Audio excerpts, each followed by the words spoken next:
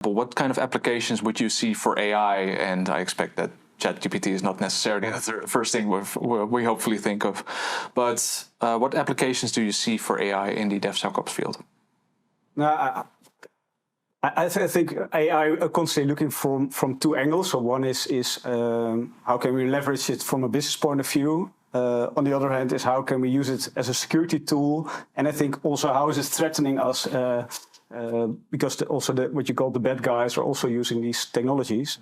So I think what I like, for example, I think Microsoft introduced a kind of a virtual assistant. I forgot the name that could easily use all the data available in your environment, and then you could kind of ask questions about the security posture or the risk or the vulnerabilities. So I think that then you can definitely leverage the security data that's out there. I think in general, I think if we see the combination of data analysis and security, there's a lot we can improve and get more value out of that big amount of data that's available. And on the other hand, I think if I think of security and AI, it's more that if we set the right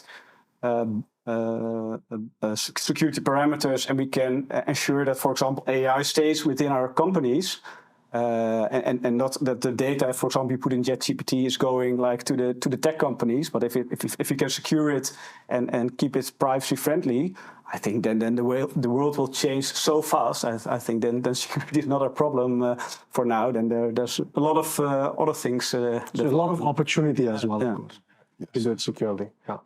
And very specifically in the field of, I think already you touched upon it, right? You said, always, whenever your starting point for your transformation towards DevSecOps or secure DevOps, ensure that you keep an eye on automation. You automate as much as possible. And I think AI does play a role in that one. Anything to add from, if you compare security automation with AI? I think it's another application of it, if you like, right? I mean, AI probably helps you to scale faster, helps you to a certain extent, to do things you couldn't do just with automation. And being cautious that AI is a bit also misused, because any company that does an algorithm or two is now an AI company, right? Yeah, exactly. So, but when you really leverage that capability, then really, I mean, we're talking about masses of data, right? And we also try to, we have huge organizations with huge exposure. Yeah. And that means that there is a lot of data coming back to our teams, and we try to kind of understand which is important, which is not, right? And so that helps eventually to take maybe some of that level already and say, okay, this is where you need to focus on, right? Yeah. This is what you really want to look at, and maybe, now you prioritize within your team. So I think that's where I say it's making the difference, and we're just seeing, I think, the tip of the iceberg. I think with generative AI, etc., we're going to see more of that. But at the same time, also, as you pointed out very correctly, I mean, also those bad guys, whatever, right? They're also using it already, right? So we see in both ends.